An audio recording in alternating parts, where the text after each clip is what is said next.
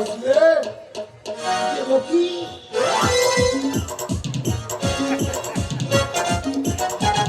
আশ্চর্য, রতনের জামাইবাবু ভোলানাথ অধিকারীকে যে এত সহজে ভোলানো যাবে না তা আমি তো ঠিক বুঝতে পারিনি, কিন্তু অসীমরা তো বিশ্বাস করতে চাই না। আচ্ছা দেখি কি করা যায়।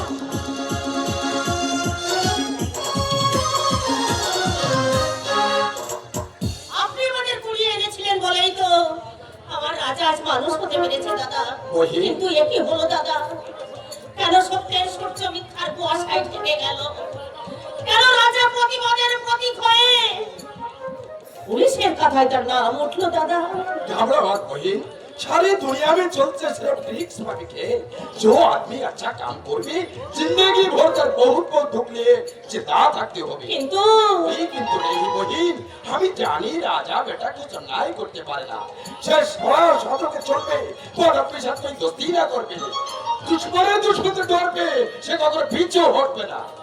তবু আমার অবুঝ মন কিছুতেই শান্ত হয় না দাদা। শুধুই মনে হয় একবার যখন পুলিশ বাড়িতে এসেছে তখন বারবার আসবে আমার রাজাকে ওরা। ঘাবড়া মত বহিন, আরে কেন পুলিশকে ডর করছো? সে भी তো মানুষ আছে, তার মা বই ভাই আছে। আরে রাজা বেটা যদি কুছ অন্যায় না করে সে কেন শাস্তি দিবে? দাদা তাহলে তুমি তোমার ঠাকুরকে ডাকো, আমি আমার খোদার দরবারে মুনাজাত করি, তোমার আমার ডাকি সব মুশকিল আসান হবে। ঠাকুর, সুখের ঘর তুমি দুঃখের আধারে ভরিয়ে দিও না দয়াময়। আমার রাজাকে তুমি সুখী করো, আমার রাজার তুমি মঙ্গল করো। আল্লাহ, রাজা বেটার উঁচুসি কখনো নিচু করো না আল্লাহ, নিচু করো না। দাদা, রাজাকে থানার বড়বাবুর সঙ্গে দেখা করতে গিয়েছিল? দেখাও বলেছি, তার বদ্ধ ধারণা আমি পাল্টেও দিয়েছি। রাজা, আমার বাবা, আমার বাবা। ধোকা বলে জড়িয়ে না থেকে জিজ্ঞাসা করুন মাসিমা, বড়বাবু তিনি কতখানি উপকার করেছেন। উপকার করেছি কিনা জানি না, একটা মানুষ হয়ে আমি মানুষের কর্তব্য করেছি মাত্র মা। একটা জানোয়ারের কবল থেকে একটা একটা অসহায় মেয়েকে উদ্ধার করেছি। এসব তুই কি বলছিস কাকা?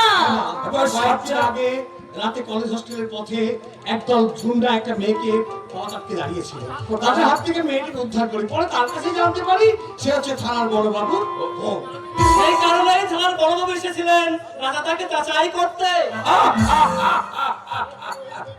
দেখো বোন দেখো, খোদা তালার মেয়ের পানি দেখো, আর পুলিশের ডরে তুমি ভাবছিলে? ভাই ভাবলো, দুশ্চিন্তা তো হবেই দাদা। আমি যে মা, মায়ের মন সর্বদাই ভোগাইতেই তোমার থাকে। ভয় ভাবনা দুশ্চিন্তা মন থেকে দূর করে তুমি আমাকে হাসি মুখে পঞ্চগ্রামে যাওয়ার অনুমতি দাও মা। না, না কেন মা, না কেন? যে গ্রামের মাটিতে আমার জন্ম, যে গ্রামের মাটিতে তুমি তুমি তোমার সন্ধ্যা প্রদীপ জ্বালিয়েছ, যে গ্রামের মাটিতে আছে আমার পিতৃপুরুষের পায়ের চিহ্ন, যে গ্রামের নদীতে স্নান করে তুমি করেছো তোমার দেবতার পূজা, সেই গ্রামের মাটিতে যখন আমি যেতে চেয়েছি তখন তুমি একটা অজানা আতঙ্কে আমাকে আঁকড়ে ধরেছ। বলো মা বলো, কেন যেতে দেবে না আমার? ওরে খোকা, ওরে প্রশ্নের উত্তর আমি দিতে পারবো না রে। ওই গ্রামে একদিন তোর বাবা বাবা কি হয়েছিল বাবা? বলো মা কি হয়েছিল বাবা? আমি আমি সে কথা বলতে পারবো না, আমি সে কথা বলতেও পারছি না, আর সইতেও পারছি না। তবুও তোমাকে আজ বলতে হবে মা গো। বলো মা বলো। বলো বহিন বলো, রাজা বেটা কথা জবাব দাও। জবাব দেওয়ার ভাষা আমি হারিয়ে ফেলেছি দাদা। মাসিমা, আমি আমি সে কথা বলতেও পারছি না, আর আমি সইতেও পারছি না। সেদিন আমার বুকে যে আগুনে জ্বলেছিল, আজ তা মাসিমা অতীতের কথা নতুন করে স্মৃতিচারণ করে নিজেকে আর কষ্ট দেবেন না মাসিমা। তখন মা বাবা তুমি আমাকে অনুমতি দাও মা। স্মৃতির অতল তলে যে স্মৃতি তুমি হারিয়ে ফেলেছ, আমি আমার জন্মভূমি পঞ্চগ্রামের মাটিতে গিয়ে মাটি হাতে খুঁজবো তোমার সেই হারিয়ে যাওয়া চিহ্ন।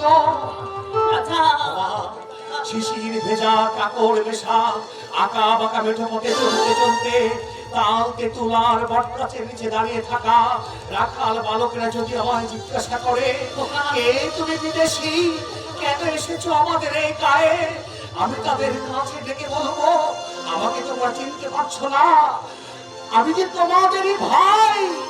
উদাস করা এই মিঠো বাতাস একদিন আমার পূর্বপুরুষ থেকে শুরু করে আমার শীতল করেছিল মাগো। রাজা বেটা, ওমা, যে গায়ের পবিত্র মাটিতে আমার নারী, সেই গায়ের মাটিতে আমাকে যে ফিরে যেতেই হবে মা।